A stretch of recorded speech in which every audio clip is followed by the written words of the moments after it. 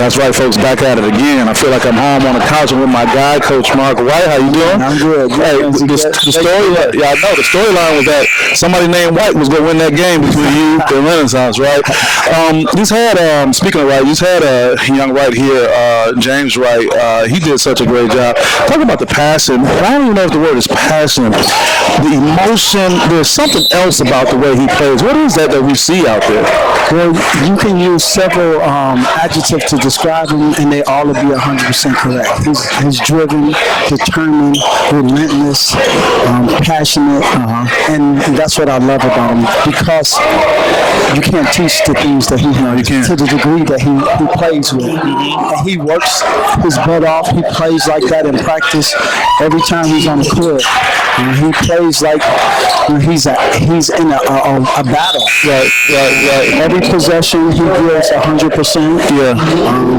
He's just a warrior. He's a warrior. You know, how difficult it is to get a kid to sell out to be that way, because it seems like he's giving so much of himself, and unfortunately a lot of athletes of this generation just don't want to be that vulnerable and do that. You follow what I'm saying? Right. I agree with you 100%. And, that's a psychological, sociological question that we can spend hours talking about. Hey, trust me, I'm a Dutch. Right. But James, it's just innate. It's just innate. And with other young men, he gives me someone that I can use for example. Thank you, him. Right. So, we all try to teach that as coaches, as teachers, as men with this generation. Yeah. But the best teacher is an example. Yeah. And James, I'm so fortunate to have him because, all you have to do is say, are you playing like James? Are you working like James? And the kids can relate to that standard. Wow. And then clearly they don't, quote unquote, hate on him, because he must have a level of humility and a connectedness with them that they can look at that and be okay with that. Because if not, they'll be like, man, we don't want to hit him on about James. Right? Well, James is, he's loud in his efforts, but he's a really soft-spoken young man. He's loud in his efforts. Can you be loud in your efforts? No, you can't.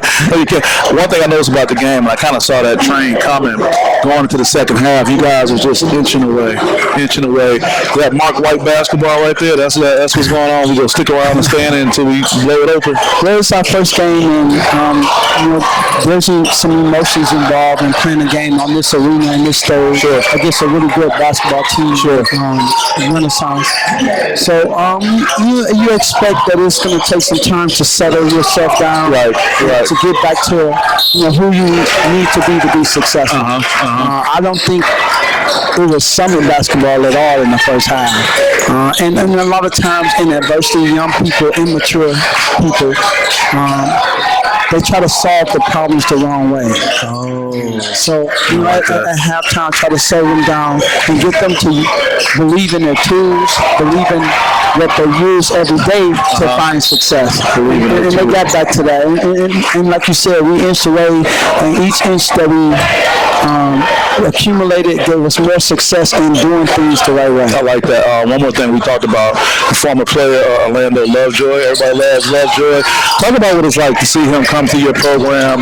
Do you guys have that father-son type? I know his dad is in his life, but that father-son type, connection when you coach him up, and him being at Eastern, being part of some great things that Coach Stan Heath is doing over there right now. Right. Well, Orlando is the prodigal son of Summit Academy basketball. Yeah, I like that.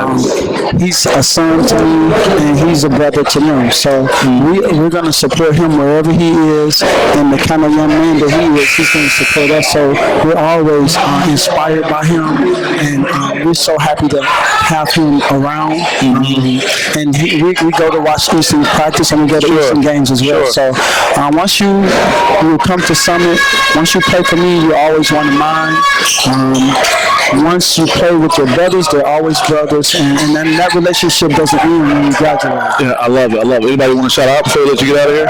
Lindsey Helson, I'm so proud of you. Everyone out there, continue to support Lindsey. Whatever he asks, try to do your best to support him and follow him. Follow him. There's a lot of great things he's doing for our community, our young people, and you can learn from it and you can pass those things along. So I want to shout out to Lindsay for all that you're doing, bro. Oh man, I appreciate you. I know that's from the heart, man, all the time. My guy Mark White, about to have me over here like these, right? I want to thank Horatio Williams and the Horatio Williams Foundation. I want to thank our sponsors today, including McDonald's and Dr. Pepper, as well as Andrew Fox Jr. of the Fox team, powered by Good Company Realty. And Lindsay Hustle with SPS. We'll see you next time. Peace. Thanks, Horatio, my man. Keep up the great work in the community. Always, always. Peace.